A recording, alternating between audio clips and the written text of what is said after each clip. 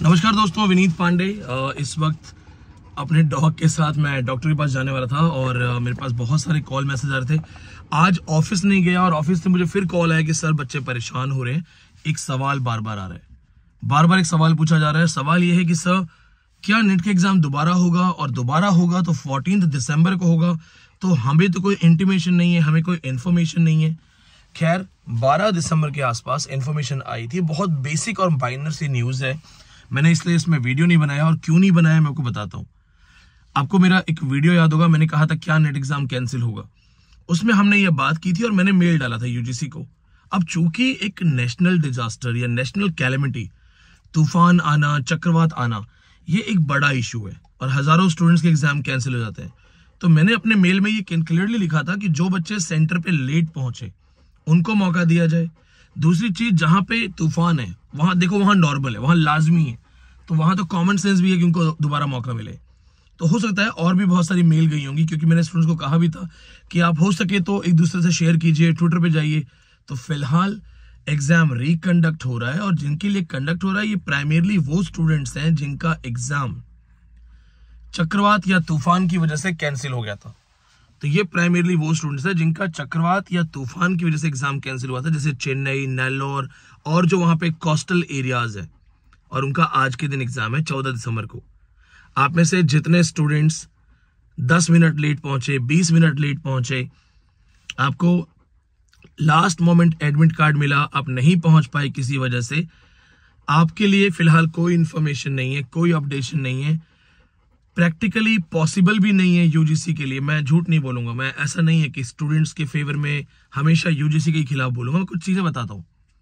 UGC के लिए possible नहीं है पता करना कि हरियाणा के सेंटर पे कौन सा स्टूडेंट नहीं गया, दिल्ली के सेंटर पे कौन लेट हो गया, मध्य प्रदेश के सेंटर पे कौन लेट हो गया। या तो पूरा सेंटर बंद हो, पूरा सेंटर गड़बड़ हो, तो वो इससे पल्ला झाड़ लेंगे।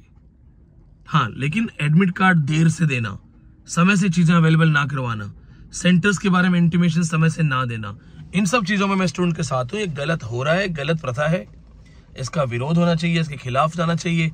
और विरोध में जानता हूं क्यों नहीं होगा। जब यूजीसी नेट का एग्जाम एक दिन एक साथ होता था, जब एक दिन और एक साथ होता था, तो सब में यूनियन थी। अब बट गए हैं। अब कोई कॉमर्स वाला है, कोई मैनेजमेंट वाला है, कोई इंग्लिश वाला है, कोई हिंदी वाला है। हिंदी वाले का अपना टीचर है, इंग्लिश वाले का अपना टीचर है, कॉमर्स वाले का अपना टीचर है। एक टीचर कहता है यूजीसी के लिए प्रोटेस्ट करो, तो कॉमर्स वाला बोलेगा अरे क्या जरूरत है, जाने दो, इंग्लिश वालों का टेंशन है। वैसे जब कॉमर्स वालों को जरूरत पड़ेगी तो इंग्लिश वाला बोलेगा जाने दो, क्या जरूरत है। तो सबसे पहले डिवाइड एंड रूल सिस्टम जो था वो लागू हो गया है। अब आप जो 16-17 लाख स्टूडेंट्स हो वो बट गए हो। किसी सब्जेक्ट में 50,000 स्टूडेंट है, किसी में 30,000 है, किसी में 25,000 है। तो यूजीसी को पता है कोई प्रोटेस्ट तो होगा नहीं, कोई हमारे खिलाफ जाएगा नहीं, कोई हमें मजबूर करेगा नहीं। और किस चीज के लिए मजबूर करना? एडमिट कार्ड 10 दिन पहले मांगना, बस। इलेक्शंस नेताओं को 6 महीने पहले पता होता है कि कौन से दिन इलेक्शन है। इन नेताओं को हर चीज बहुत पहले से पता होती है। यूपीएससी के एडमिट कार्ड बहुत पहले आते हैं। किसी भी अच्छे एग्जाम में आप देखोगे एडमिट कार्ड 15-20 दिन, 1 महीना पहले आता है। सिर्फ यूजीसी में या तो ये षड्यंत्र है या फिर इनसे सेंटर कंट्रोल नहीं हो रहे।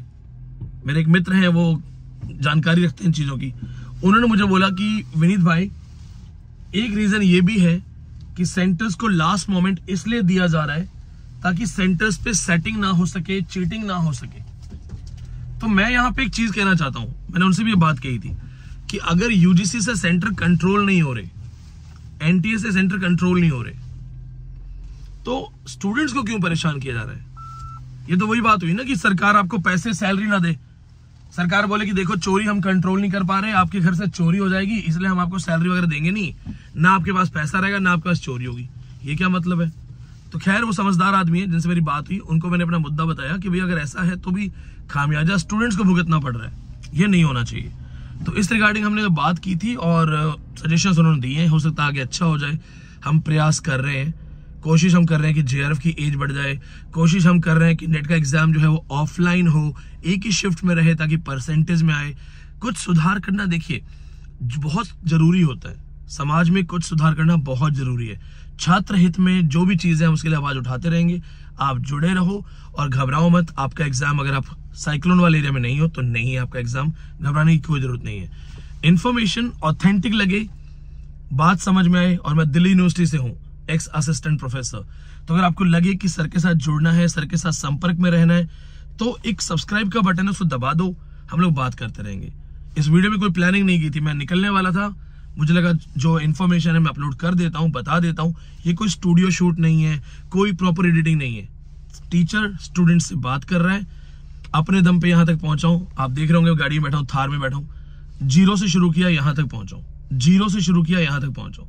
तो मैं जानता हूं कि हार्ड वर्क, आपकी सक्सेस, आपकी भी जिंदगी बदल सकती है। मैंने पढ़ाई करके अपनी जिंदगी बदली है, तो मैं आपके लिए सीरियस हूं। आप में से न जाने कौन फिर से एक विनीत पांडे बने, तो मैं आपके साथ हूं। चैनल को सब्सक्राइब करो, कोई भी सवाल हो, कोई भी कंफ्यूजन हो, करियर से रिलेटेड, पीएचडी से रिलेटेड, मुझे 8810289637 पे आप अप्रोच कर सकते हैं। बहुत बहुत धन्यवाद।